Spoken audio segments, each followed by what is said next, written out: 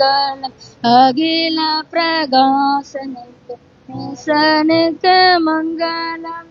நீதிபரன் பாலனுக்கு நித்திய குணாலனுக்கு நீதிபரன் பாலனுக்கு நித்திய குணாலனுக்கு போதுமானுகூலனுக்கு ஓயன் மனுவேலனுக்கு போதுமானுகூலனுக்கு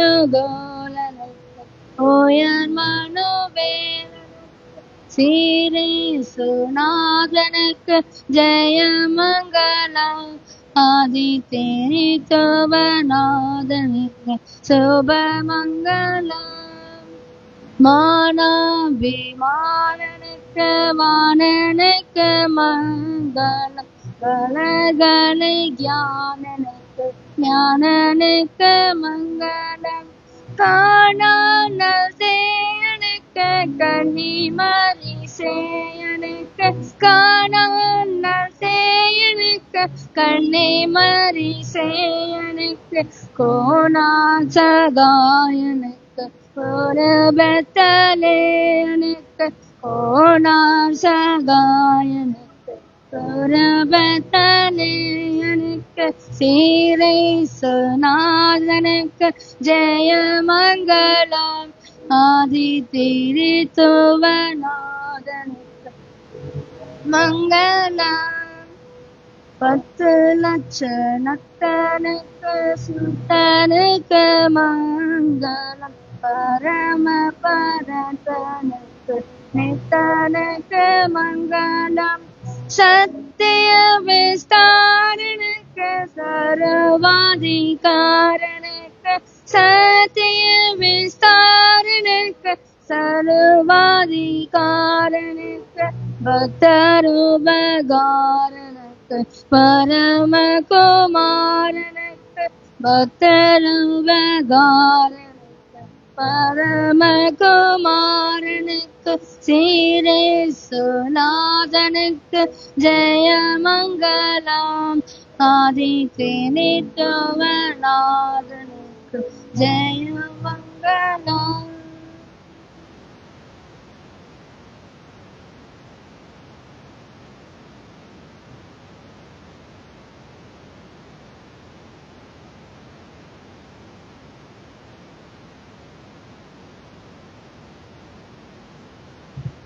இப்போதும் மாறி மாறி வாசிக்கும்படியாக தெரிந்து கொள்ளப்பட்ட வேத பகுதி மார்க்கு 11வது அதிகாரம் 1 முதல் 14 வசனம் வரை. மார்க்கு 11வது அதிகாரம் 1 முதல் 14 வசனம் வரை. அவர்கள் எருசலேமுக்கு சமீபமாய் சேர்ந்து ஒலிவமலைக்கு அருகான பெத்பகே பெத்தானியா என்னும் ஊர்களுக்கு வந்தபோது அவர் தம்முடைய சீஷரில் 2 பேரை நோக்கி,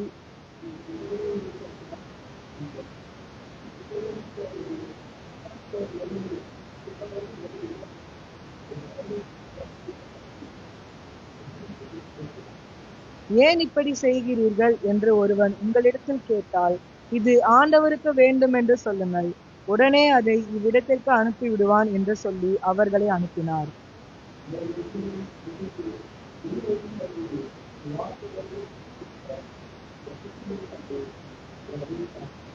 அப்பொழுது அங்கே நின்றவர்களில் சிலர், நீங்கள் குட்டியை அவிழ்க்கிறது என்னவென்றார்கள்.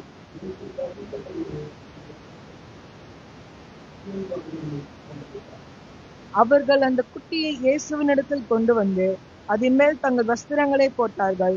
அவர் அதன் மேல் ஏறி போனார்.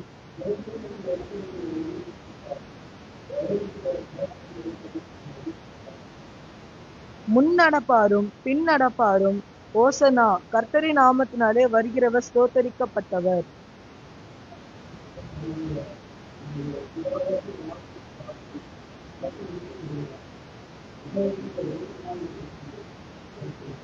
அப்பொழுது இயேசு எருசலேமுக்கு வந்து தேவாலயத்தில் பிரவேசித்து எல்லாவற்றையும் சுற்றி பார்த்து சாயங்காலமான போது 12 கூட பெத்தனியாவுக்கு போனார்.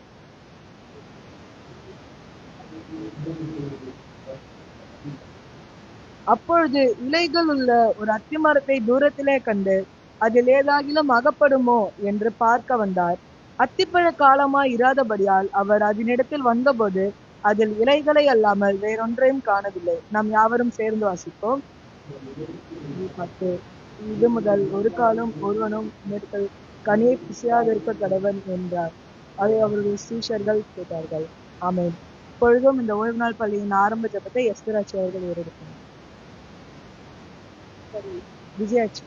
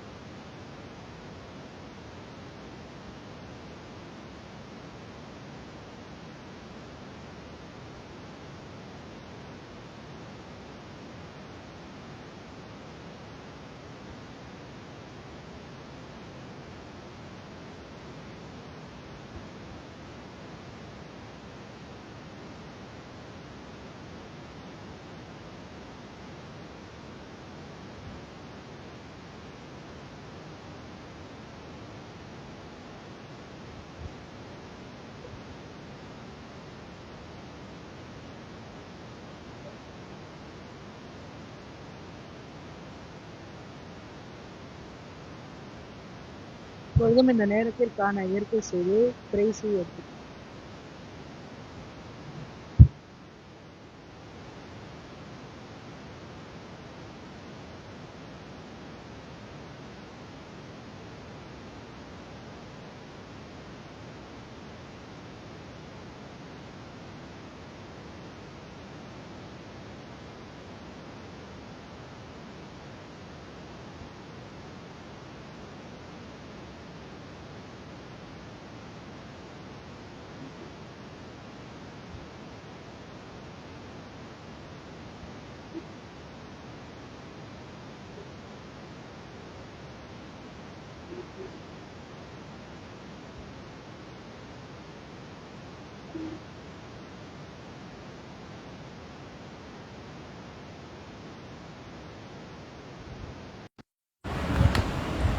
இன்னைக்கு நான் கேமல் பற்றி தான் இருக்க போகிறேன். கேமல் கிட்ட இருக்கிற 10 விஷயம் தான் நான் பார்க்க போகிறேன்.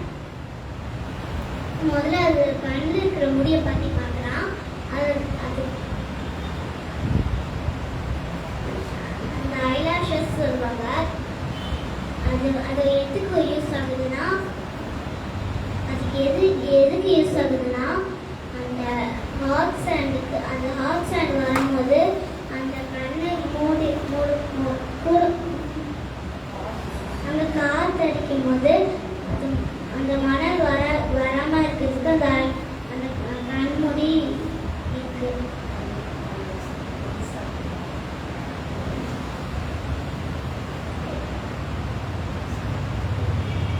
அந்த ஹம்ப் பார்த்தீங்கன்னா முதுகில் இருக்கிற அந்த ஹம்ப்பு, அந்த ஹம்பில் ஃபுட்டு பண்ணி வச்சுக்க மாட்டாங்க. அதில் ஃபேக்டரை ஸ்டோர் பண்ணி வச்சுக்கணும். அது சாப்பிட்ற சாப்பாடை ஃபேக்டரை ஸ்டோர் பண்ணி வச்சுட்டு அதுக்கு பசிக்கும் போது அந்த ஃபேக்ட்லேருந்து அது சாப்பாடாக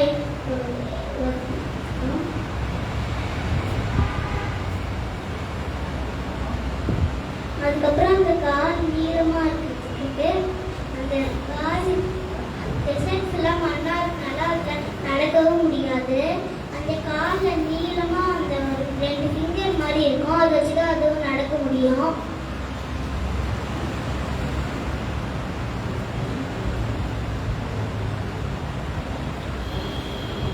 ஒன்ஸ் தண்ணி குடிக்கும் போது அது ஒரே மூச்சில்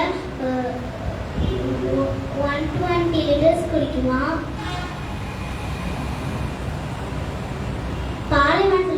அடிக்கிறதுனால அது 120 லிட்டர்ஸ் குடிக்குமா?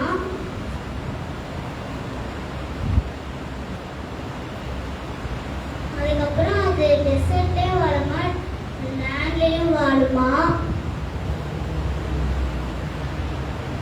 அதுக்கப்புறம் ஒரிஜினல் இருக்கிற ஒட்டகம் ரொம்ப சத்தா இருக்குமா?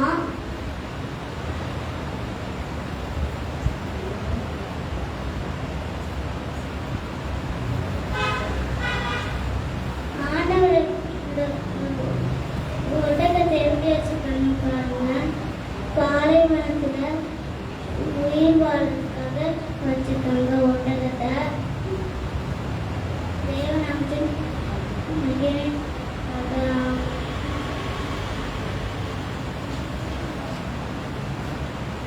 நல்லதொரு இயற்கை செய்தி எடுத்துள்ள பேசி நன்றி.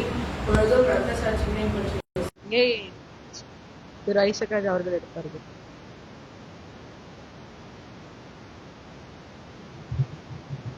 தேவனை நம்ம மையப்படுவதாக நாளிலும் இரத்த சாட்சிகள் பற்றிய சம்பவங்கள்ல இருந்து புதிய ஏற்பாடு முதல் அதிகாரத்தை எழுதினவங்களை பற்றி தான் நம்ம பார்க்க போறோம். புதிய ஏற்பாட்டினுடைய முதல் அதிகாரம்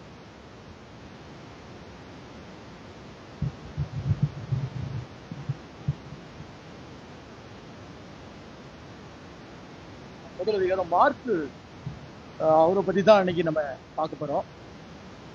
மத்தேயு பத்தி அன்னைக்கு நம்ம பார்க்க போறோம். இந்த மத்தேயு எங்க பிறந்தார் அப்படின்னு பார்க்கும்போது ஒரு கலிலேய பகுதியில பிறக்கிறாரு. இந்த மத்தேயுங்கிற பேருக்கு ஒரு அர்த்தம் இருக்குது. யெகோவாவின் நன்கொடை அப்படின்னு ஒரு அர்த்தம் இருக்கிறதா சொல்லப்படுகிறது.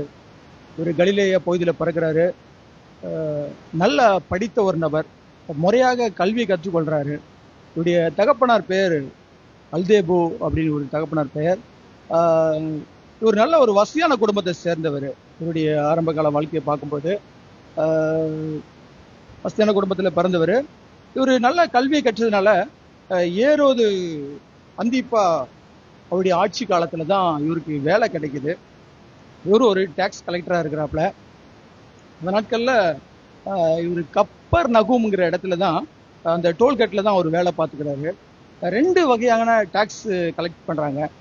ஒன்று காபா அப்படிங்கிற ஒரு சிஸ்டம் இருக்குது. காபாங்கிற சிஸ்டத்துல உணவுப் பொருட்கள், தானிய வரி, வீட்டு வரி இதெல்லாம் கலெக்ட் பண்றாங்க.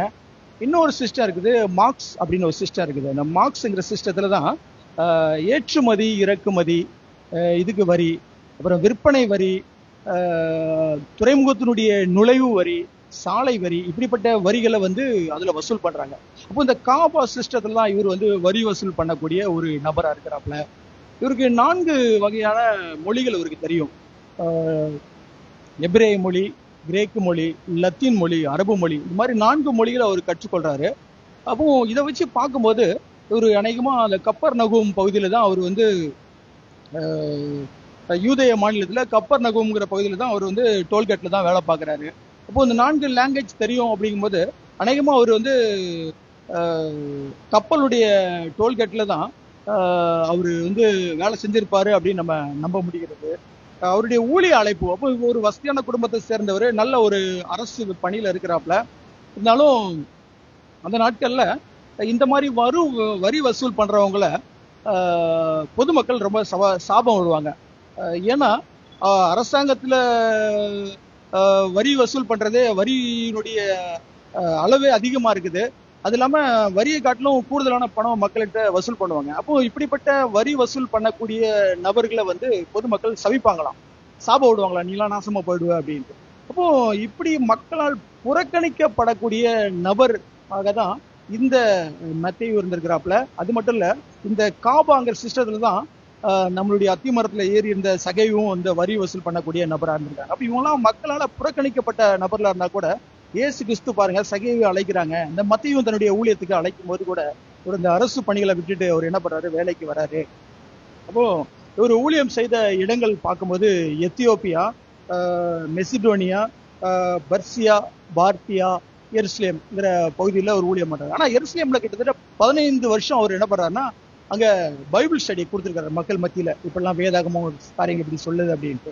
அப்போ அது மட்டும் இல்ல, இவர் வந்து பழைய ஏற்பாட்டையும் தீர்க்க தரிசனத்தையும் ரொம்பவே நல்ல கற்று அறிந்திருக்கிறாரு. அதனால அவருடைய புத்தகத்துல பாத்தீங்கன்னா தீர்க்க தரிசனம் எழுதப்பட்டது, உரைக்கப்பட்டது அப்படிங்கிற வார்த்தையை அடிக்கடி மத்தேயு புத்தகத்துல எழுதுறாரு. இந்த மத்தேயு புத்தகம் யாருக்காக எழுதப்பட்ட புத்தகம் அப்படின்னு பார்க்கும்போது யூதர்களுக்காக எழுதப்பட்ட ஒரு ஸ்பெஷல் புத்தகம் அப்படின்னு சொல்லப்படுது. ஏன்னா அதுலதான் அவர் எழுதுறாரு, யூதர்களுக்குன்னு ராஜா யாருன்னா இயேசு கிறிஸ்து அப்படின்னு சொல்லி அதுல ஒரு திடமா அதுல எழுதுறாங்க. அதுல பார்க்க முடியுது. இவரு எங்க போனாலும் சரி, இயேசு கிறிஸ்து கூட ஊழியம் செய்யும்போது கூட எங்க போனாலும் அது நோட்ஸ் எடுப்பாரு. அதாவது ஒரு ரிப்போர்ட்டர் போல அங்க நடக்கிற காரியங்களை அவர் எழுதி வைக்கக்கூடிய ஒரு பழக்கமுடைய நபரா இருந்திருக்கிறாரு. இயேசு கிறிஸ்துனுடைய போதனைகள் அப்படின்னு சொல்லி ஒரு புத்தகம் எழுதியிருக்கிறாரு. அந்த புத்தகத்துல தான் இயேசு கிறிஸ்துடைய மலை பிரசங்கமும் அவருடைய ஓமைகளை பத்தி அரபு மொழியில அவர் எழுதியிருக்கிறாரு. கிபி 70ஆம் நூற்றாண்டுல ரோம தளபதி தீத்து அவர் என்ன பண்றாருன்னா யூதர்களுக்கு எதிராக ஒரு கிளர்ச்சி செய்யறாங்க. ஆல்ரெடி பாத்தீங்கன்னா யூதர்களால கிறிஸ்தவங்களுக்கு ஒரு உபத்திரவம் நடக்குது. இப்ப என்ன நடக்குன்னா ரோம படைகள் வந்து யூதர்ல வந்து எல்லாரையும் பிடிச்சு கொலை செய்யறாங்க. அப்போ யூதர்கள் எல்லாருமே தலைதறிக்க ஓடுறாங்க எல்லாருமே. அப்போ அந்த காலகட்டத்துல தான் எழுதின இயேசு கிறிஸ்து கூட இருந்த ஊழிய காரியங்கள்ல அவருக்கு எழுதின எல்லா நோட்ஸும் எடுத்து என்ன பண்றாருன்னா ஒரு புத்தகமா ஒரு தொகுப்பா வெளியிடுறாரு. மத்தேயுங்கிற புத்தகம் பாருங்க. ஒரு இக்கட்டான எல்லாரும் உயிருக்கு பயந்து ஓடக்கூடிய ஒரு நேரத்துல தான் அவர் என்ன பண்றாருன்னா அந்த மத்தேயு புத்தகத்தை அவர் எழுதுறாரு. நம்ம பார்க்க முடியுது. இப்போ அது மட்டும் இல்ல, இந்த மத்தேயு புத்தகம் என்னன்னா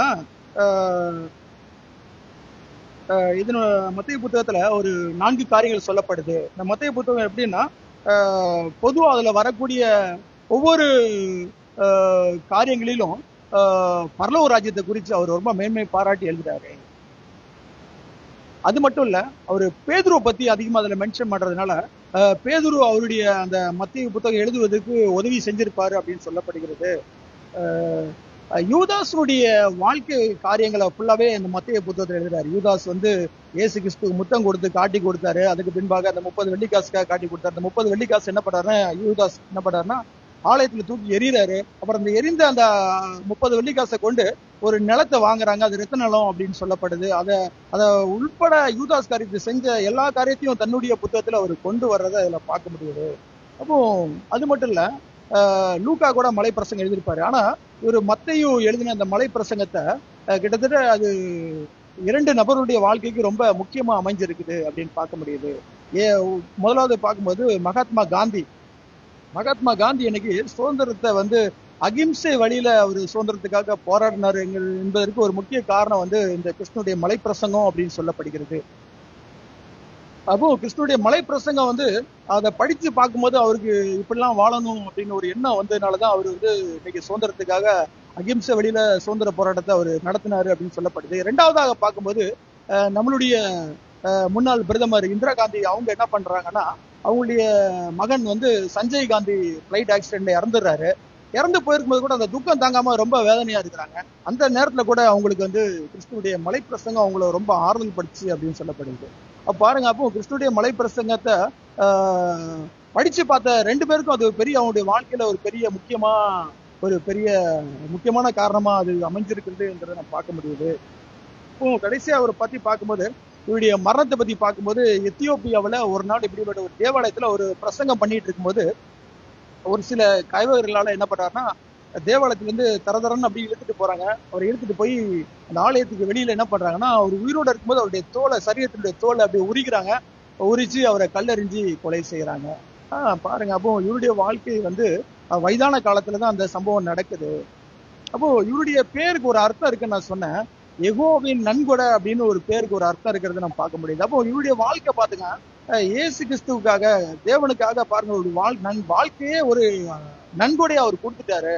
அப்போ இந்த சம்பவத்துல இருந்து இன்னைக்கு நம்மளுடைய வாழ்க்கையில நம்ம கற்றுக்கொள்ளக்கூடிய பாடம் என்ன அப்படின்னு பார்க்கும்போது இன்னைக்கு இயேசு கிறிஸ்துக்காக நம்மளுடைய நேரத்தையோ நம்மளுடைய பொருளாதாரத்தையோ நம்மளுடைய வாழ்க்கையோ அவருக்காக நம்மளும் அர்ப்பணிக்கணுங்கிறது தான் இந்த பாடத்துல நம்ம கற்றுக்கொள்ளக்கூடிய செய்தியாக இருக்குது. தேவன் நம்ம ஒருவரையும் ஆசீர்வதிப்பாராக.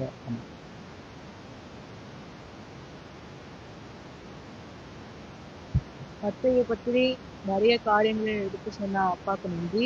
இப்பொழுதும் தீர்க்க தரிசன செய்தி திருமதி ஜபா அவர்கள்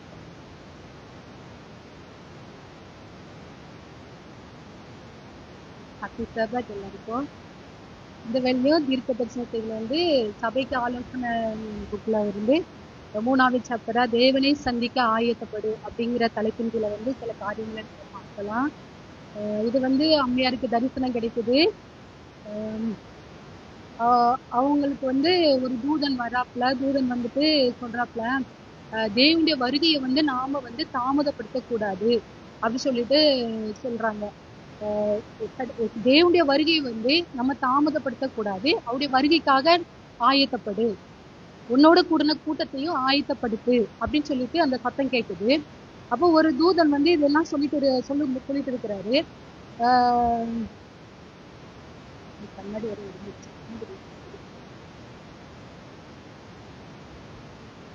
நம்ம தேவனை எப்படி அறிஞ்சிருக்கிறோம் அப்படிங்கறத நம்ம தேவன் மேல வச்சிருக்கிற விசுவாசம் நம்முடைய செயல காட்டணும். நம்முடைய கிரியையில அந்த நான் விசுவாசிக்கிறேன் அப்படிங்கிற ஒரு காரியமா இருக்கக்கூடாது. அதை ஒவ்வொரு இதுலயும் நம்முடைய கிரியையில காட்டணும் அப்படின்னு சொல்லிட்டு இருக்கிறது. நம்முடைய மனது தேவனை நான் இப்ப ஆயத்தப்படு அப்படிங்கிற ஒரு தலைப்பில தான் நடத்திட்டு இருக்கிறேன். நம்முடைய மனது தேவனை அறிகிற அறிவில ஒவ்வொரு நாளும் வளரணும். நம்முடைய வாழ்க்கை தேவனுடைய சத்தியத்திற்கும் தேவனுக்கும் சாட்சியான ஒரு ஜீவிய இந்த உலகத்துல காணப்படணும். சும்மா ஒரு மன கஷ்டத்துல மன வேதனையில நான் தேவனுக்கு பிரியமா இருக்கேன் அப்படின்ட்டு நம்ம சொல்றதெல்லாம் கிடையாது. சந்தோஷமா ஆண்டோடைய சமூகத்துக்கு நேரா நம்ம ஓயாம ஓடி வந்துட்டு இருக்கணும். அப்புறம் என்னன்னா, ரட்சிப்பு ரொம்ப அந்த ஆயத்தப்படுறதுக்கு நம்மளோட ரட்சிப்பு ரொம்ப முக்கியமானது. நம்மளுடைய ரட்சிப்பு மாத்திரமல்ல, நம்மளுடைய சுத்தி இருக்கிறவங்களுடைய ரட்சிப்புக்காகவும் நம்ம பிரயாசப்படணும். ரட்சிப்பு தான் மிகவும் நம்ம தேவனை சந்திக்கிறதுக்கு நம்ம ஆயத்தப்படுவதற்கு நம்மளுடைய ரட்சிப்பு, தனிப்பட்ட ஒவ்வொருடைய ரட்சிப்பு மிகவும் முக்கியமானது அப்படிங்கிறது அப்படின்ட்டு இருக்குது. அப்புறம் அடுத்தது பரலோகத்தினுடைய மகிமையை அவங்க சொல்றாங்க. ஒரு பரலோக மாட்சிமை எல்லாருக்கும் தெரியும்.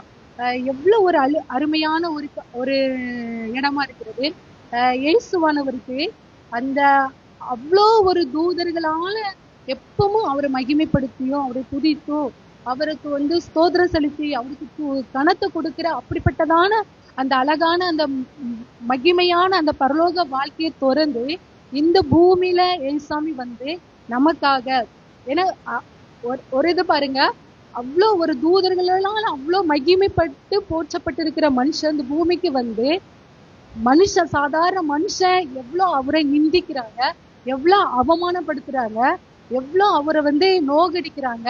அவ்வளோ நிந்தைகளையும் ஏற்றுக்கொண்டு இந்த உலகத்துல அவர் நமக்காக அவரு அவ்வளோ பெரிய அந்த உயிர் தியாகத்தை அவ்வளோ ஒரு வேதனையோட தியாகம் பண்றாரு. எதுக்காக? நம்ம அந்த மகிமையான பரலோகத்துல போய் சேரணுங்கிறதுக்காக இவ்வளோ பெரிய காரியத்தை அவர் நமக்காக தொடர்ந்து இவ்வளோ பெரிய அந்த சிலுவை மரணத்தை நமக்காக ருசி பார்க்கிறாரு. அப்ப அவரு பண்ண அந்த தியாகத்தை நம்ம ஒரு நாள் மறக்க கூடாது.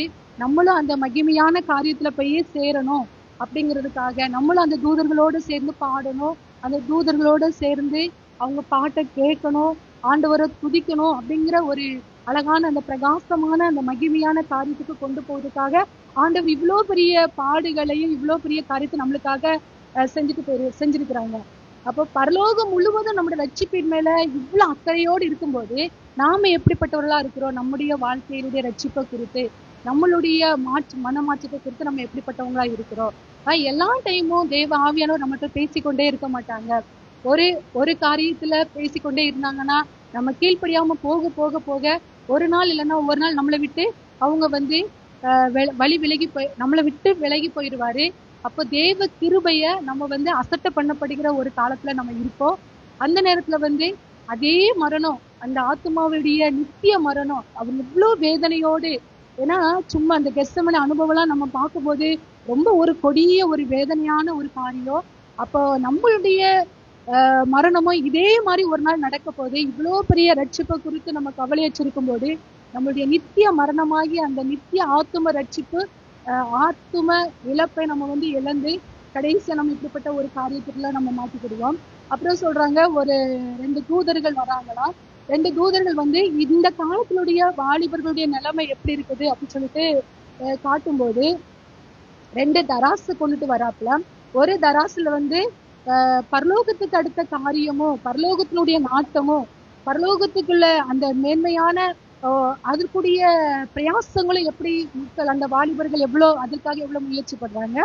அதே டைம்ல உலகத்தை குறிச்ச காரியங்கள், உலக லௌகிக இச்சைகள், இந்த உலகத்தில் உள்ள ஆடம்பரங்கள், உலக மாய, இந்த ஒரு காரியத்தையும் குறிச்சு அந்த தராசுல வச்சு நிற்கும்போது அந்த பரலோகத்தை குறிச்ச அந்த பரலோகத்துல எவ்வளவு ஒரு நாட்டமா ஆசையா இருக்கிற மக்கள் அந்த தராசு வந்து அப்படியே அப்படியே மேல போயிருது. இந்த உலகத்தின் காரியத்தை குறிச்சின காரியம் வச்ச தராசு வந்து அப்படியே கீழே அப்படியே தப்புன்னு விழுந்து கீழே வெயிட்டா இருக்குது. அப்போ எவ்வளவு மக்கள் ரொம்ப இப்போ உள்ள வாலிபர்கள் எவ்வளவு ரொம்ப கம்மியா இருக்கிறாங்க. ஆண்டவருடைய காரியத்துல விருப்பமா இருக்கிறவங்க ரொம்ப கம்மி. அப்போ அம்மையார் கேட்டாங்களாம், ரொம்ப அவங்களுக்கு அதை பார்க்கும்போது ரொம்ப வேதனையா இருந்துச்சா, எப்படி இவங்க வருவாங்களா பரலோகத்துக்கு விழும்போது வருவதற்கு வாய்ப்பே இல்லை. ஒருவேளை அவங்க அந்த கொடுக்கப்பட்ட காலத்துக்குள்ள அவங்க மனம் திரும்பி அவங்க ரட்சிக்கப்பட்டாங்கன்னாக்க கண்டிப்பா அவங்க வருவாங்க, அப்படி இல்லைன்னா அவங்க போக முடியாது அப்படின்னு சொல்லிட்டு.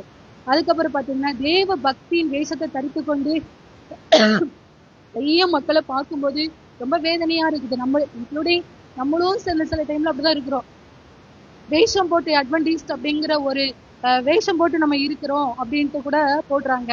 நம்மளுக்கு ஒரு உயிருள்ள ஒரு ஆழ்ந்த அனுபவம், ஒரு ஆண்டவருடைய அன்பு, இந்த ஒரு காரியத்துக்குள்ள ரொம்ப ஒரு டீப்பான ஒரு எக்ஸ்பீரியன்ஸ் அப்படி ஒரு கிடையாது. அப்படி நம்ம வந்து ரொம்ப ஆண்டவருக்குள்ள ஒரு உயிருள்ள ஒரு அனுபவம், ஆழ்ந்த ஒரு அனுபவம் இருந்தா தான் எப்படிப்பட்ட பாடுகள், கடைசி காலத்துல எப்படிப்பட்ட உபத்திரவங்கள், பாடுகள், நெருக்கங்கள் வந்தாலும் அதுல வந்து நம்ம வந்து நீடித்து நிற்க முடியும். ஒரு பொண்ணை போல, ஒரு வெள்ளியை போல எவ்வளவு புடமிட்டாலும், எவ்வளவு பிரச்சனைகளாக கொண்டு போனாலும் அதனுடைய தகுதியும் அதனுடைய மதிப்பும் மாறாது. ஆனா நம்ம அப்படி இருக்கிறோமா? அல்லது ஒரு புல்லை போல, ஒரு வைக்கோலை போல, ஒரு மரத்தை போல இவ்வளவு பெரிய உபத்திரவங்கள் வந்தாலும் எரிஞ்சு போகக்கூடிய இப்படிப்பட்ட காரியமா நம்ம இருக்கிறோமா அப்படின்னு சொல்லிட்டு கூட நம்ம கொஞ்சம் யோசித்து பார்க்கணும். அதுக்கப்புறவே எப்படி பாக்குறாங்கன்னா, அநேகர் வந்து தங்களை வந்து மத்தவங்களோட கம்பேர் பண்ணிட்டு, அவளை விட நான் பெட்டரா இருக்கிறேன், என்னை விட அவ எவ்வளவு மோசமா இருக்கிறா, அதுக்கு நான் எவ்வளவு பரவாயில்ல அப்படிங்கிற அடுத்தவங்களோட கம்பேர் பண்ணி நம்முடைய வாழ்க்கையை நம்ம திருப்திப்படுத்துறவங்களா இருக்கிறோம். நம்மளுடைய கம்பேரிசன் யாரு கூட இருக்குன்னா கடவுள் கூட மாத்திரம் தான் இருக்கணும். அவருதான் நம்மளுக்கு முன்மாதிரி. இந்த உலகத்துல வந்து நம்மளை விட எல்லாவற்றையும் அனுபவிச்சுட்டு போயிருக்கிறாரு.